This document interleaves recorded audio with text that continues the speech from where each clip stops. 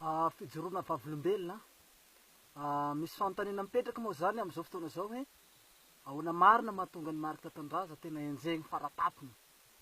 Eto ary havana de mijoro vavolombelo aminareo fa tsy voanjoany zao fanenjehana zao. Zany hoe vao nanomboka teraka zany za de fanenjehana ohatran'izao.